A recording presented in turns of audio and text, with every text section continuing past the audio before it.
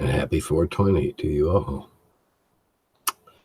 Oh, tonight, such a list.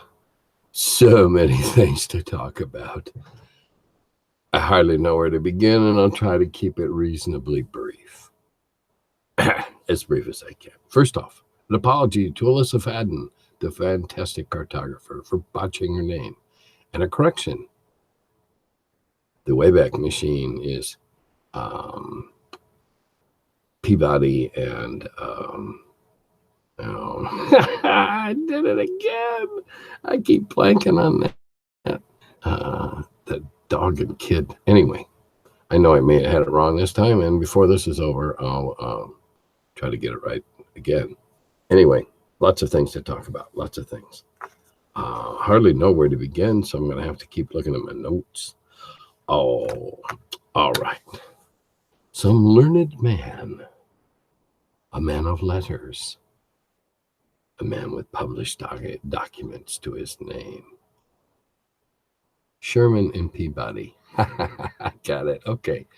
And anyway, a learned man, a man of letters, has published a paper saying that D&D supports white supremacy and is misogynistic.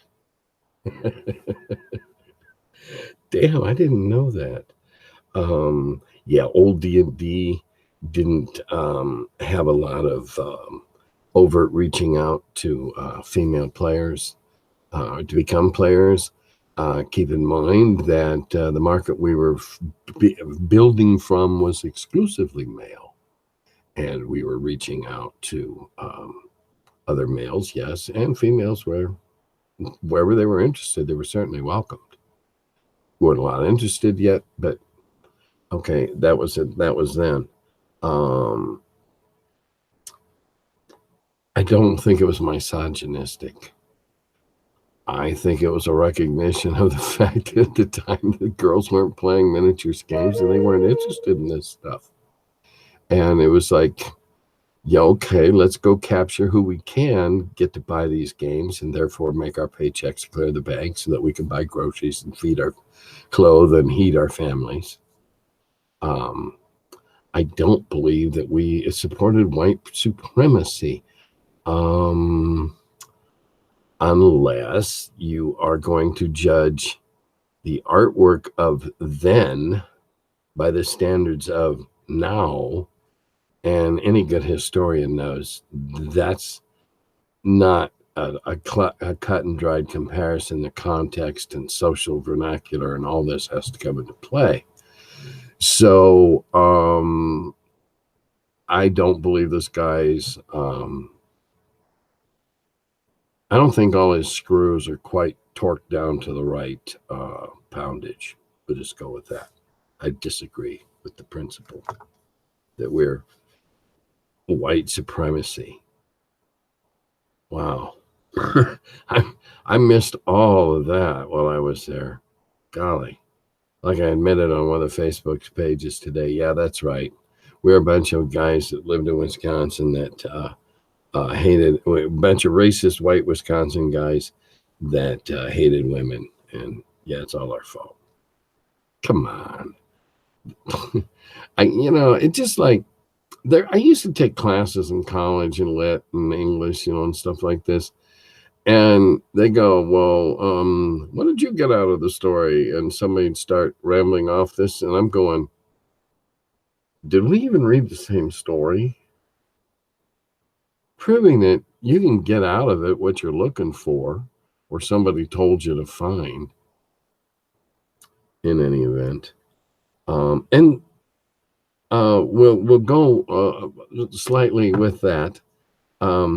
Someone commented on the quality of the books of the first edition and how they were superior basically to everything that's even come since, with the cloth bound covers as opposed to the shiny covers, as we all know, crack and split and get all cloudy and crappy.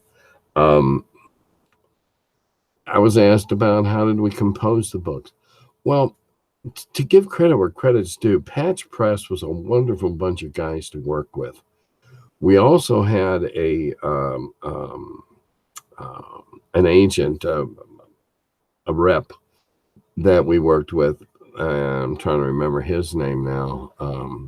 Can't at the moment, but he was very good. He knew how to spec type. He knew how to recommend papers and stuff. And he was a salesman and he was a rep, but he was also very knowledgeable, and he knew that we were finding our way.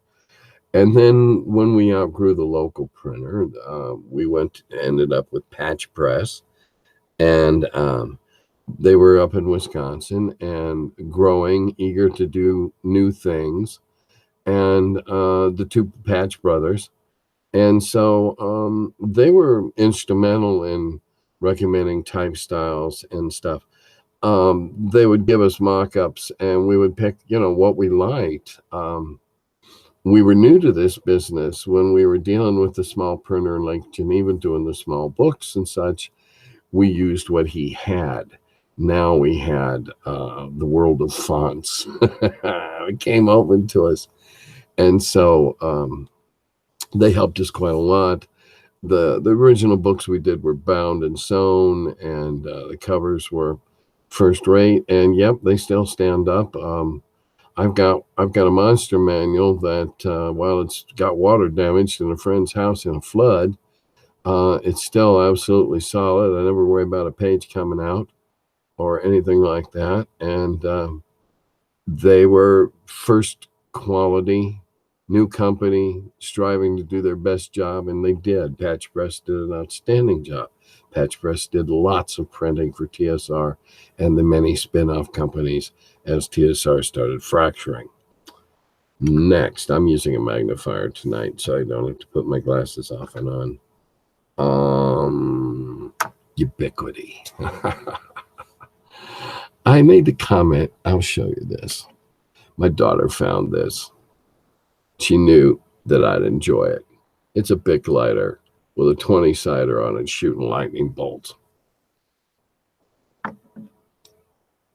Now, there's lots and lots and lots of people that don't know what that is. They don't know that that's a platonic solid. They don't know that that's one of the polyhedra, which are the platonic solids.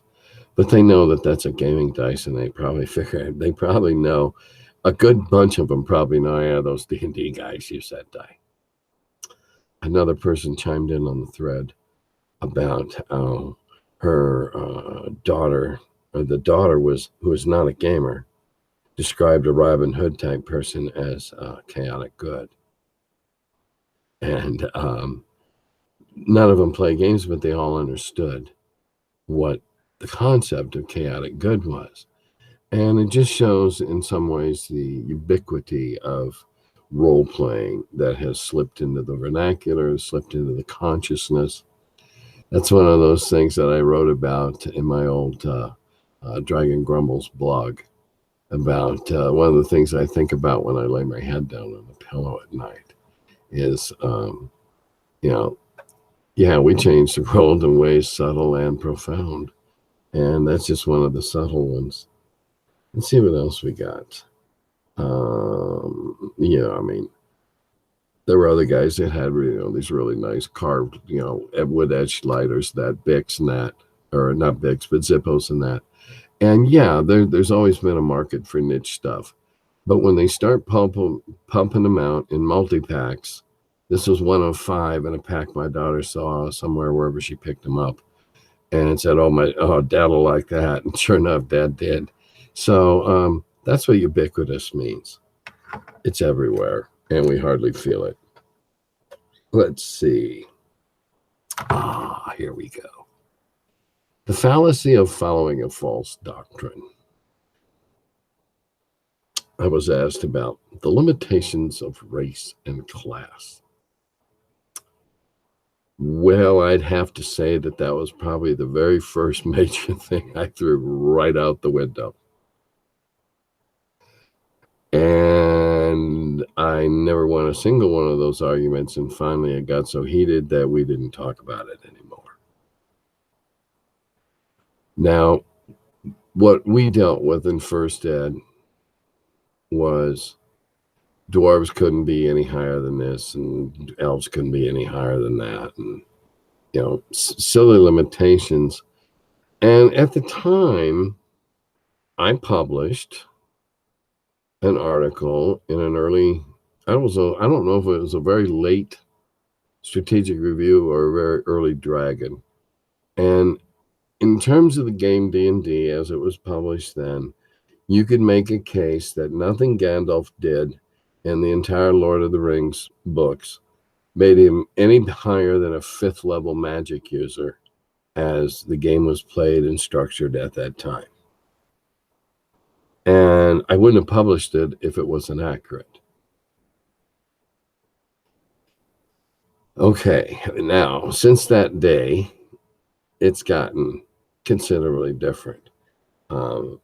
Tremendously different. I ignored that thing from absolutely from the very get-go. I was not going to limit dwarves. And there's a very, very good personal, selfish reason. In the second game that I played at that Gen Con in 74, the one I lived through, I was playing a dwarven fighter. I was a 3rd or possibly a 4th level. And they were giving out pre-gens. And this one was generous because I guess they wanted you to live a little longer before you died. A trick I picked up when I started running games years later. But anyway, long story short, the course of the adventure, we battled our way through. We rescued these prisoners in the dungeons. And one of them was this dying duke or earl, he was this really high-level dwarf. And in gratitude for saving his, bringing him out to where he wasn't going to die, locked up in a cell in the dark, etc. He bestowed upon me his badge of office, and I was now going to be the new leader of this clan of dwarves, and I would have all these men-at-arms and yada, da, da. Well, yeah, that's the one that hooked me on the game, obviously, because I realized the potential. Wow, this could happen in this game. What an amazing idea. And so I figured out right then, I'm already like near or at the top level of dwarves at that time, because I think they couldn't go beyond Myrmidon. And I knew that being elevated beyond this was obviously going to raise me above that. So threw that rule right out the window. Don't need that. I didn't have a problem at the time with clerics being human. Oh, by the way, I know it looks terrible, my head, my face. I just got my second basal cell carcinoma taken off in the last 4 weeks, and I had a bad reaction to the adhesive in the bandage. And then, oh, by the way, take a little side trip here. I fulfilled the last of my cancer promises / goals. Told myself that when I got through on the other end, I was going to get my ear pierced. And today was the day. 30 days from now, I take out this little silver stud and I put in my little, I have a little, I think I showed it a couple episodes ago, a little silver Asgard serpent hoop. Anyway, back to where we were. I didn't get involved with race as class. I thought that was ridiculous. Just ridiculous. I couldn't. I've had a couple of people try to explain to me why that seemed to be a good idea at the time. Now, keep in mind that I was out of gaming when all this was going on. So I was not reading magazines. I was not keeping up with trends and what people were doing and how they were trying to play the games or destroy the games or whatever. So I had no knowledge of any of that. I figured it was silly. And Today, I feel even more so, and I probably felt like this then and didn't know it or couldn't verbalize it. But I kind of felt that, well, damn it, it's my story. And I'll build my story. I'll let my story spin out the way I want to. And you couldn't tell me, now if we're going to go to the book and say, well, Gandalf was nothing but a 5th level magic user, there's no way you can tell me that some of those really bad elven dudes that lived in the enclaves were limited. No, come on. And the elven ladies, oh, get real. So I just kind of ignored that. Just like I ignored experience points for treasure. Nah, it's not the way I want to do it.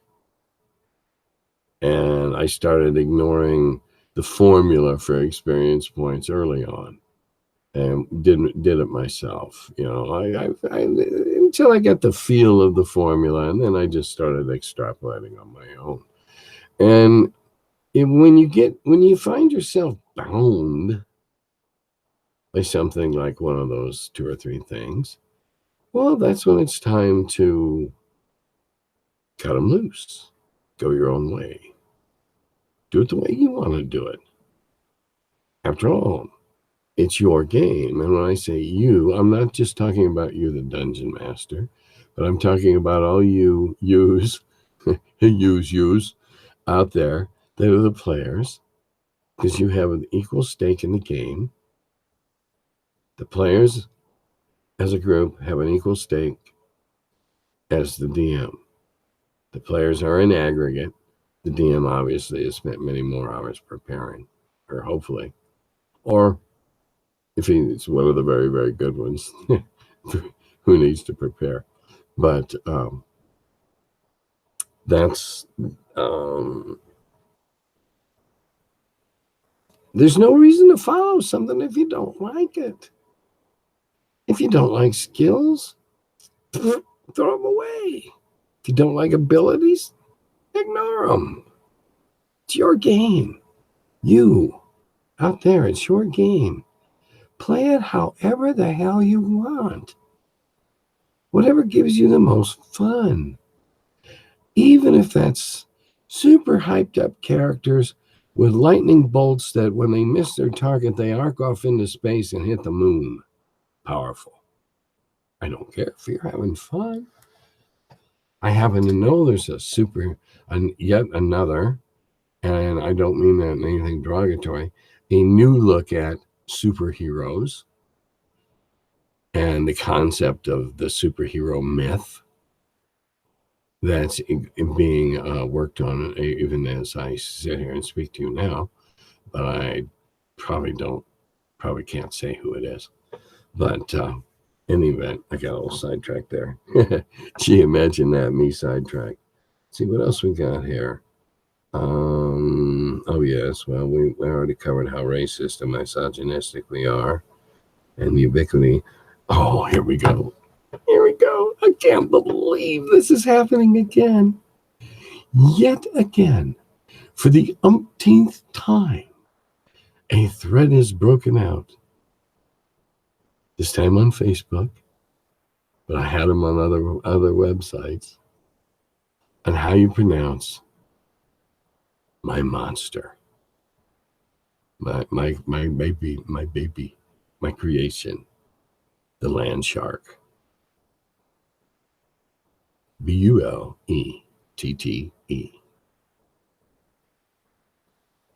It is pronounced boule.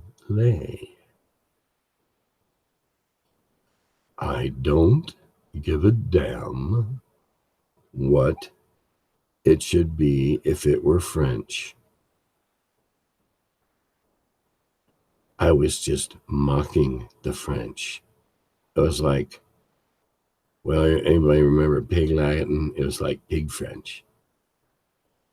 It's boule. Why? Because I said so. That's all. I created it. We printed it and said BOO-LAY.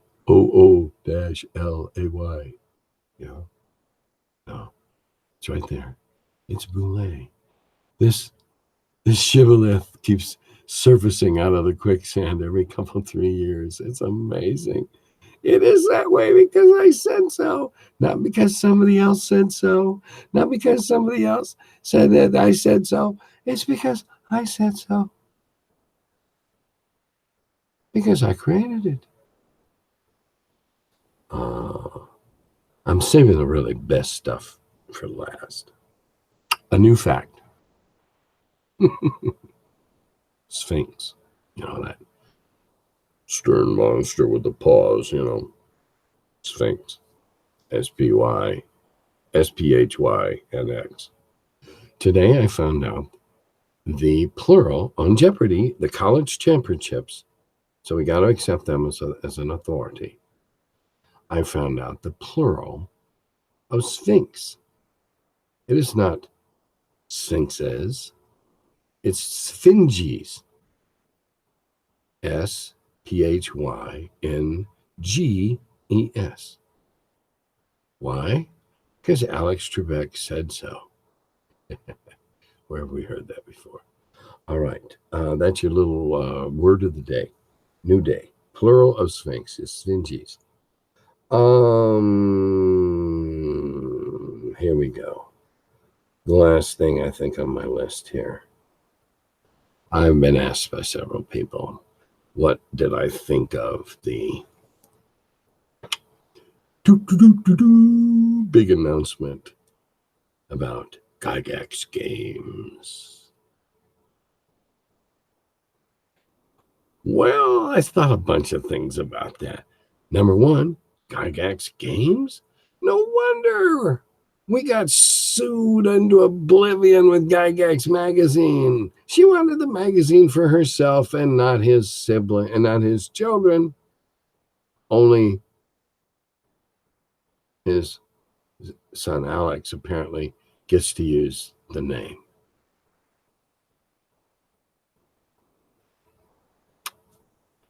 Observation number one.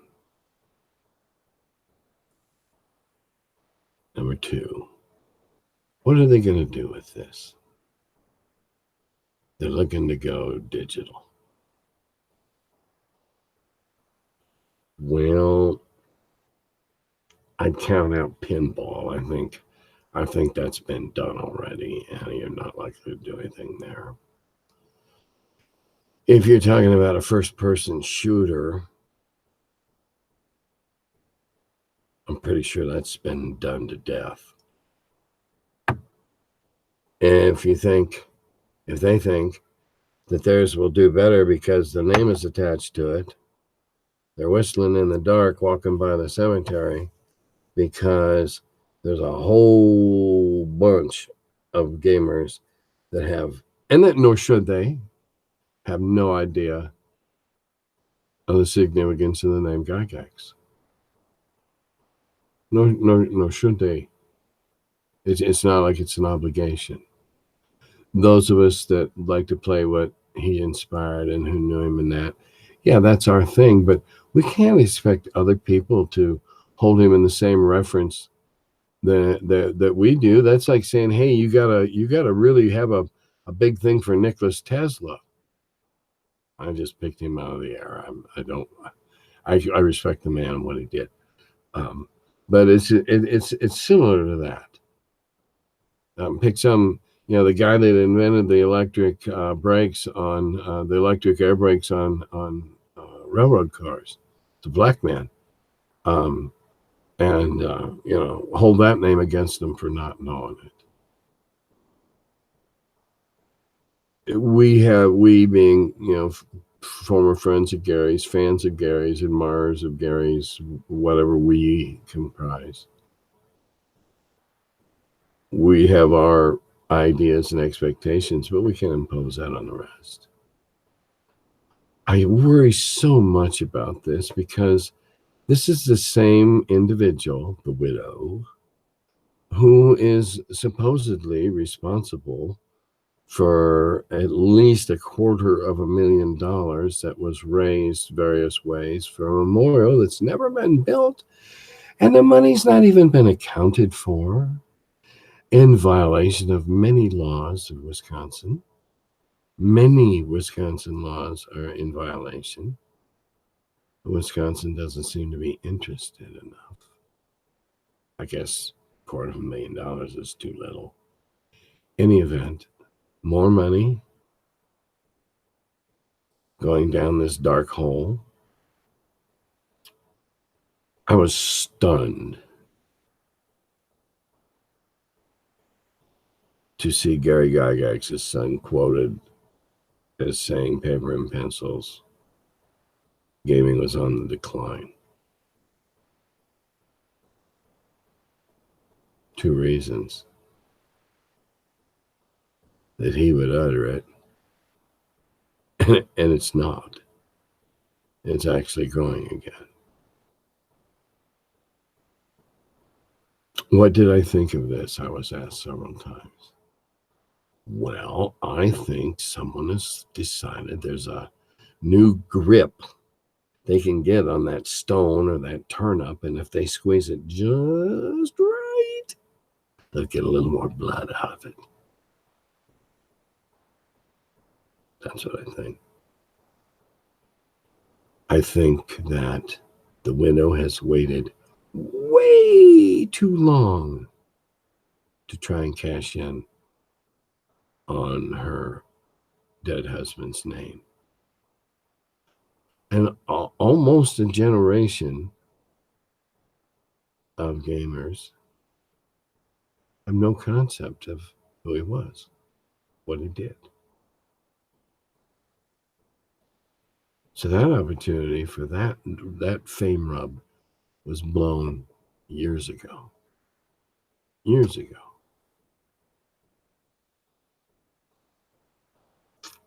That's what I thought when I saw the announcement. I've got another thing here. Oh, that's right. That was there. Let's see what else we got going here. Okay. We'll end this on a lighter note and a challenge.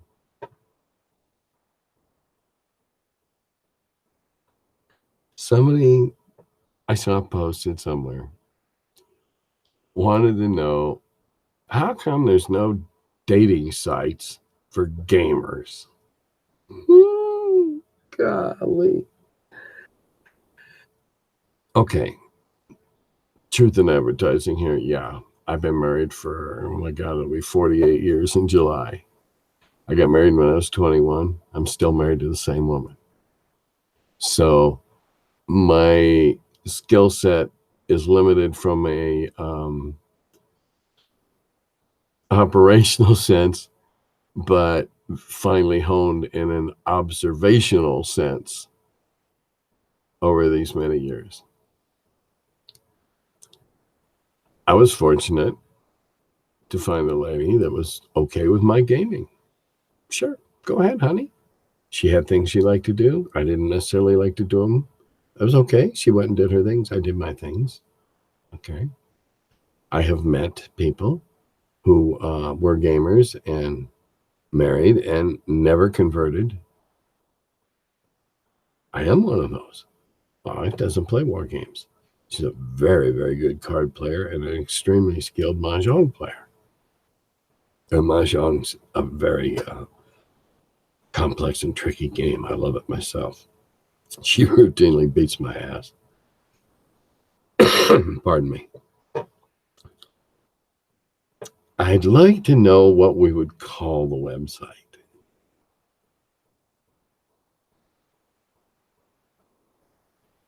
Geeks are lonely geeks.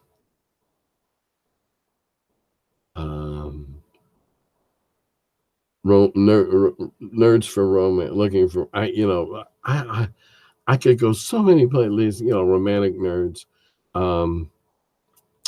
The titles would be fun, and I encourage you to come up with titles and put them in the comments, and we'll have fun with this again. Oh, and speaking of comments, I have something else that I got to remember about a person that L. Leslie won the beginner set that was given away in the contest about new subscribers to this page during a certain period of time if they read about it or saw it on another guy. It was a link I had with another website. I'm trying to remember. Anyway, it's on one of these. Okay. Number one, the title would be amazing. The slogan would be, oh God, it would be, it would be astonishing. But what would be most fun is what people would put in their listings. Must use Thaco. Must despise Thaco. Must agree that D20 is stupid. Must never have played 3.5. Plays only RPGs. God, it'd be amazing the way people would try to sort each other out and limit themselves, because that's what that does. It limits you. It limits you. My wife Cheryl didn't play a bunch of card games before she married me, and there's a couple of them I taught her I wish I hadn't. And it's the same with these kind of games. And now, if you count all the kinds of gaming and what could be legitimately boards and RPGs and consoles and apps and whatever, we're 60% female now. Somebody I was talking to about this today said, no, man, that become like a stalking pool. He said, ladies would be really afraid to post on it because, for everyone that was brave enough to post on it, there'd be 19 creepy, great big guys in black t-shirts that smelled bad on Sunday stalking them. I make a joke. I understand. I'm not belittling loneliness. I'm not belittling being alone. I'm certainly not. But just for the sake of fun, wow, the possibilities in a gamer's dating site are just astonishing.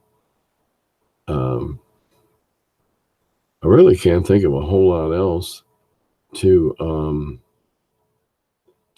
say. I guess I'm going to wrap this up.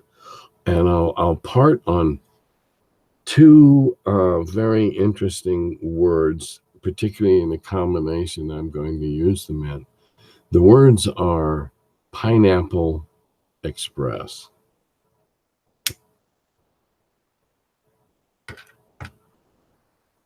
Good night.